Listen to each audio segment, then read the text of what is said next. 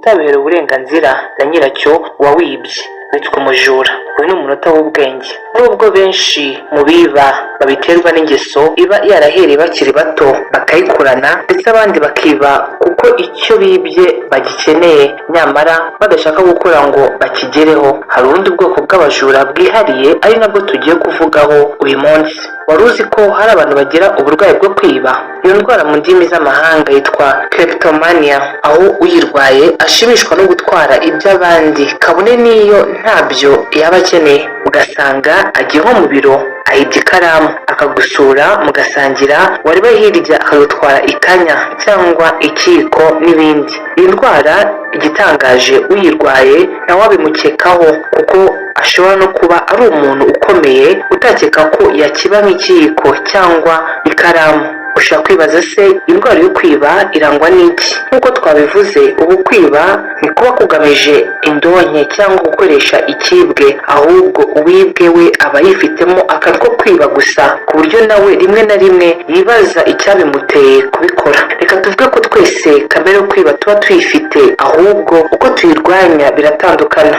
Kuba wasanga amafaranga ku meza, muri wowe impande ebyiri zikugize zirarwana. Iyo rero utimenyereje guha ingufu uruhande rwiza, ya mafaranga urayatwara. Ufite uburwayi bwo kwiba we rero ntaziba ya mafaranga, ahubwo ashobora gutwara agacupa k'umunyu kari iruhande yo akayihorera. Urwaye indwara bimurwaniramo ndetse akabura amahoro kugeza abonye uburyo atwara cya kintu. Niyo haba mu iduka ashobora kugura ibintu bihenze, ariko agakora uko ashoboye kose akahava yibye bombo imwe cyangwa urushinge, mu gihe abajura basanzwe bo biba kenshi babanje kubitegura. Uyu we bimufatira aho abonye icyo yakiba nuko yabona uko akiba, nyuma akaba yagita cyangwa akagitanga cyangwa akakabika. Uburwayi buterwa n'iki? Uburwayi bwo kwiba buterwa n'impamvu zinyuranye zikubiye mu ruhererekane mu muryango ndetse n'imiterere y'uturemangingo kwa nyiri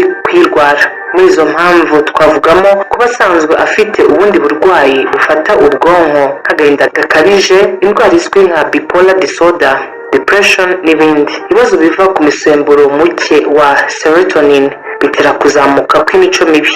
Kuba ufata ibintu bitera ububata harimo ibiyobyabwenge bizamura igipimo cya dopamine. Kuba mu muryango hari uwayirwaye, gukomereka mu mutwe bikangiza ubwonko. Hari no kuba abagore bayirwara kurenza abagabo, kuko ku bantu 3 bayirwaye 2 baba ari igitsina gore. Ihungabana rifata umuntu akiri muto. Gusa noneho kwibaza, ese iyi ndwara yo kwiba gutya irakira? Indwara kuyivura ubwawe bikunze kunanirana. Niyo mpamvu iyo umaze kwimenya uko uyirwaye cyangwa abo mubana bakabikubonaho, ni byiza kugana muganga aho azakuvura akoresheje uburyo bw'ibiganiro n'imiti. Iyi miti iba igamije kuvura ikigutera kurenza ibindi. Mu kuvura n'ibiganiro akenshi ukuvura azagufasha kumenya neza mu byo twavuze haruguru ikigutera kwiba. Ashobora gukoresha uburyo bwo gufasha kuyobora intekerezo zawe zikavamo ikintu cyo kwiba. Ashobora kandi no gufasha akoresheje kukwereka ingaruka zishobora kukubaho, nk'urugero ati tekereza urimo kwiba